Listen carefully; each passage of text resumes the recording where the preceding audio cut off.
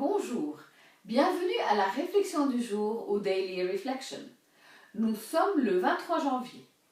Aujourd'hui, nous allons réfléchir sur le passage de Marc chapitre 3, versets 20 et 21. Libérons notre esprit. Écoutez bien. Jésus et ses disciples se sont rendus à la maison et la foule s'est assemblée de nouveau, de sorte qu'ils ne pouvaient même pas prendre leur repas. Les parents de Jésus, ayant appris ce qui se passait, sont venus pour se saisir de lui, car ils disaient « il est hors de sens ». Le passage d'aujourd'hui ne comprend que 2 versets, mais suffisamment de questions pour y réfléchir pendant une semaine entière ou toute une vie. Dans ce passage, nous trouvons des gens qui se ruent sur Jésus. Cependant, les paroles qu'il déclare dépassent tellement leur champ de compréhension qu'ils croient qu'il a perdu la raison. Si Jésus vivait parmi nous aujourd'hui, s'il disait les mêmes paroles déclarées aux gens il y a 2000 ans, aurions-nous pensé différemment?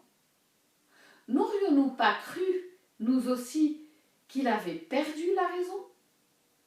Combien de fois avons-nous cru que ce que Jésus nous demande de faire est non seulement irréalisable dans le monde d'aujourd'hui, mais également impossible? Prenons l'exemple de ce commandement que Jésus nous donne. Si quelqu'un te frappe sur une joue, présente-lui aussi l'autre. Luc 6, 29. Combien d'entre nous seraient prêts à agir de cette façon? Si quelqu'un nous fait du mal, nous voulons réagir immédiatement en lui rendant le mal par le mal, n'est-ce pas? Parfois, nous voulons blesser les gens, même sans avoir été blessés par eux. Alors, quelle en est la conclusion? On en conclut que leur présenter l'autre joue est un conseil incorrect, insensé, absurde, illogique. Par conséquent, le conseiller doit également être illogique. C'est la seule conclusion logique, n'est-ce pas? Mais nous savons que Jésus n'est pas illogique. Nous savons que ses paroles sont des paroles de vie.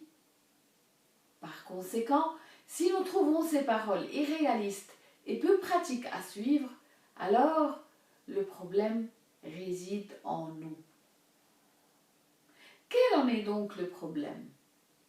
Le problème est dans notre mentalité. Bien que nous soyons nés dans des familles chrétiennes, la plupart d'entre nous ont été élevés à la manière du monde.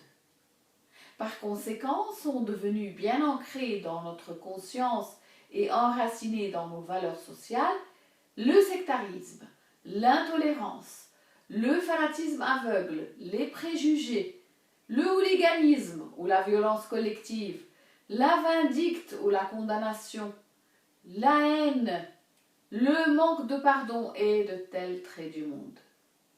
Quelle en est la solution? Eh bien, nous devons nous libérer l'esprit. La clé est de comprendre que nous sommes nés de nouveau pour une nouvelle vie en Christ et que nous ne pouvons plus vivre comme le monde. Nous ne sommes plus des gens du monde, mais des citoyens du royaume des cieux, et donc nous devons vivre en conséquence. Nous ne pouvons faire cela qu'en changeant notre façon de penser.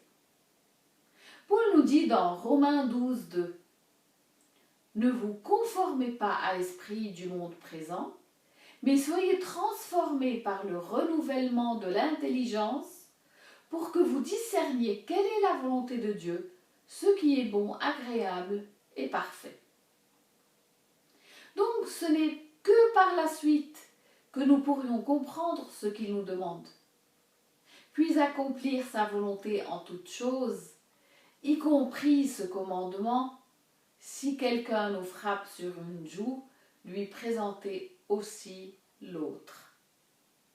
Amen.